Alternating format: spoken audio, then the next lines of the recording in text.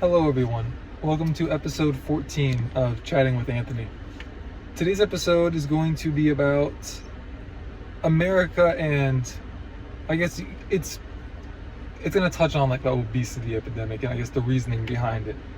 The prompt is basically, is America's consumption really that unhealthy? So certain things to touch on, which is how we are in this, in regards to how we are in this position with just obesity and the diseases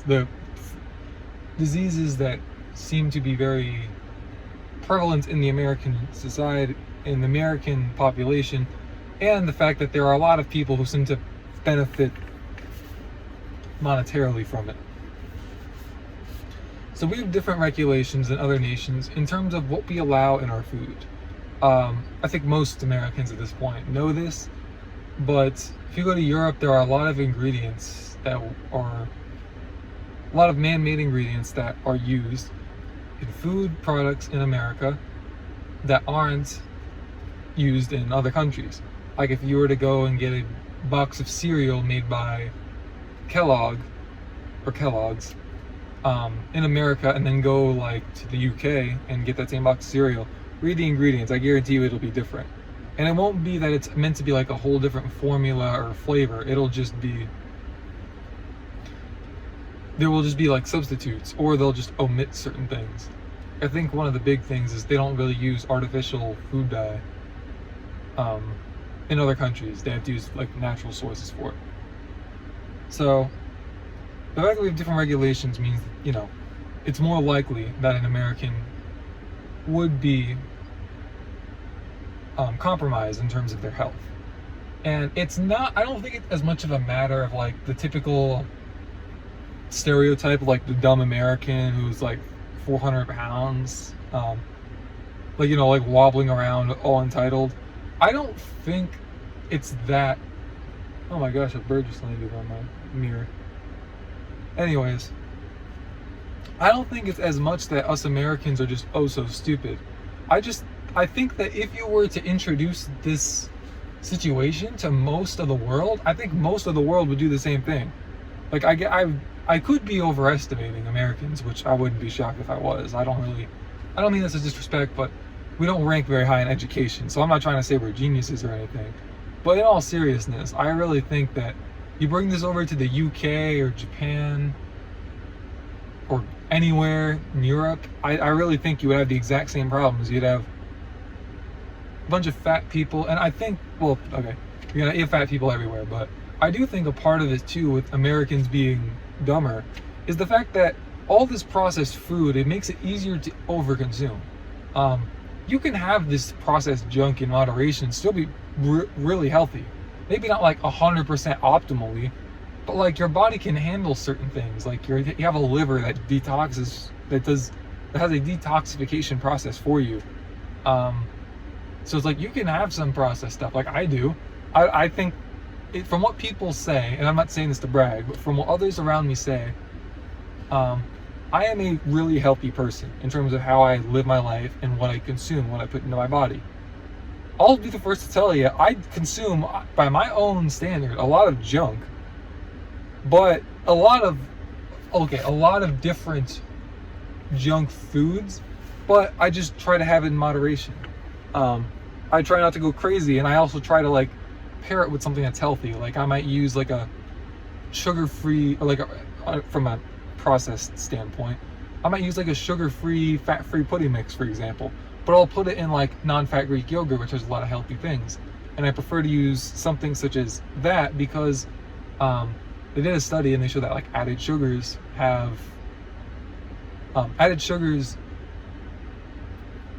provide bad gut bacteria, and so if you eat it with yogurt that has the good gut bacteria in it, you basically kill the good gut bacteria as it's getting to the stomach, and so it doesn't really get that benefit. But they did the same study, and they didn't do conclusive evidence for the other ones, but they found that they didn't have that same problem with artificial sweeteners, or for natural sugar. So you can have like fruit with it, and you know, fruit and honey, for example. So that's That's what I mean when I say like I'll try to have it with something healthy, and I try to also be calculated in how I eat it. But again, I have processed stuff in my diet. Maybe I'd feel a little bit better if I didn't, but at the same time, it's like I just want to have some of that stuff. And I'm very active, and I'm trying to gain some weight too. And it's like not that I'm not, but it would be much more difficult for me to gain weight just eating all whole foods, because A, they are more satiating, B, I have to prepare all this stuff. And to be quite frank, not that I literally do not have the time, but I just don't have the will to budget the time to go and make all this stuff when I already have processed stuff in the house that's already been bought. That it really isn't that unhealthy. Like, some of the processed stuff is made with healthier ingredients. And so it's like, just again, what I was saying earlier, moderation. Don't go crazy with it. But I say all that just to basically say that you need to have knowledge on what you're putting into your body. Plus, to loop back to the original point, because I guess I kind of went on a tangent there.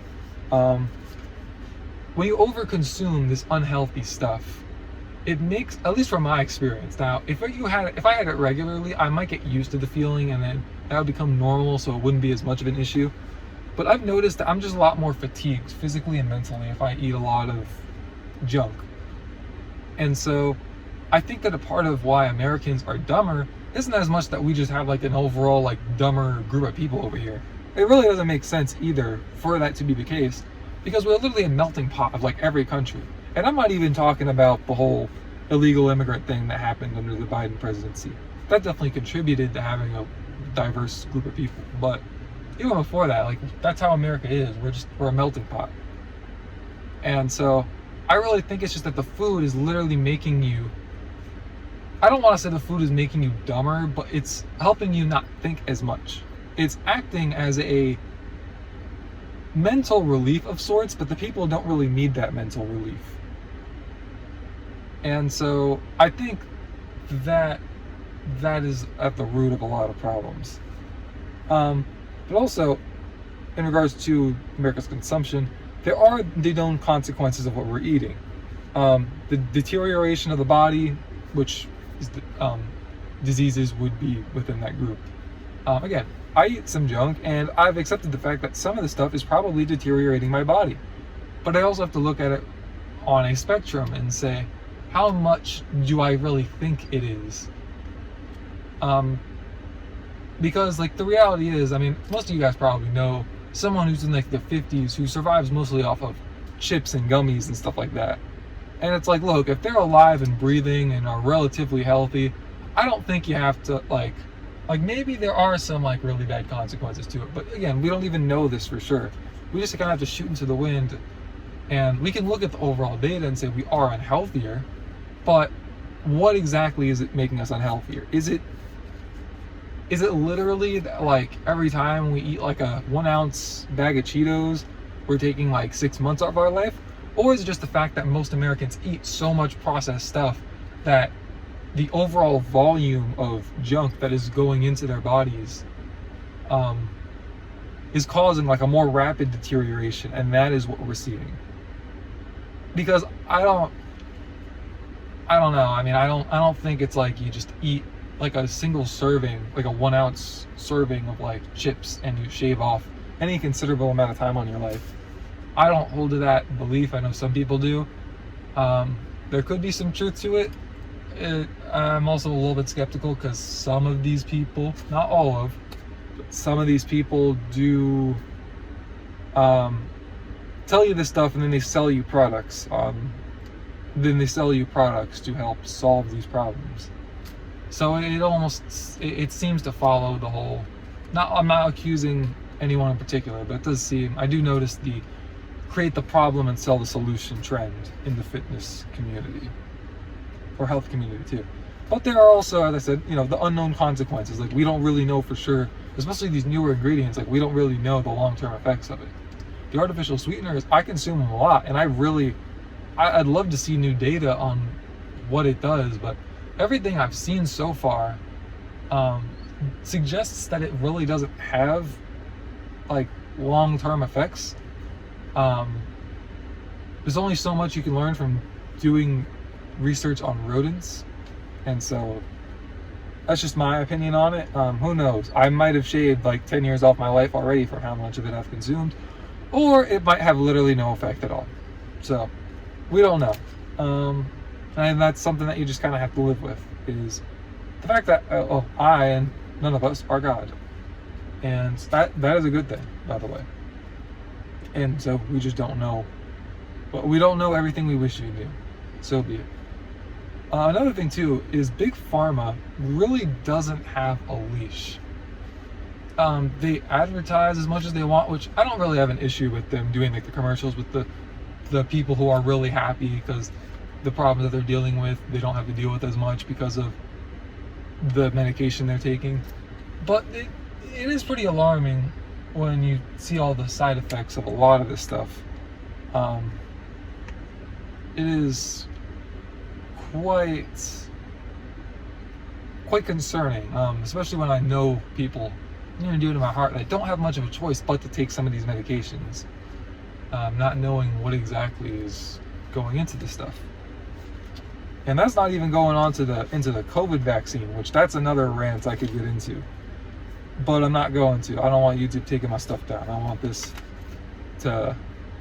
this to live for a long time, and I want these videos to make me money. So do your own research on that, is all I'm gonna say.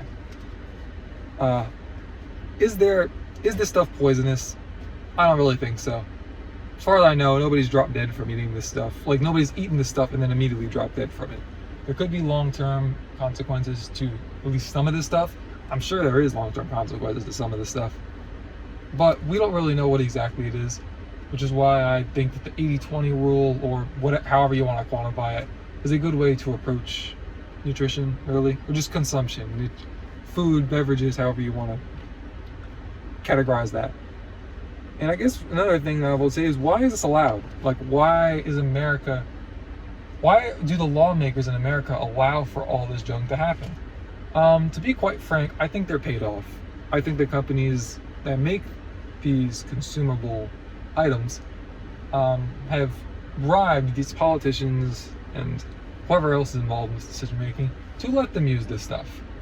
And I'm not blaming specifically like the guy who's in charge of whatever company is in charge of Oreos, but one of the head guys, I heard a story where basically this person said, I'm somebody who's blessed to be able to be around alcohol and have the desire to maybe have a beer and that's it, or just like a glass of wine and that's it, and not like overdo it.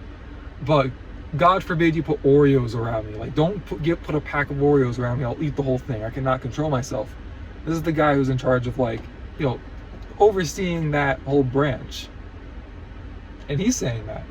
Now, that's not indicative that Oreos are horrible necessarily. There's definitely a lot of processed junk in there. For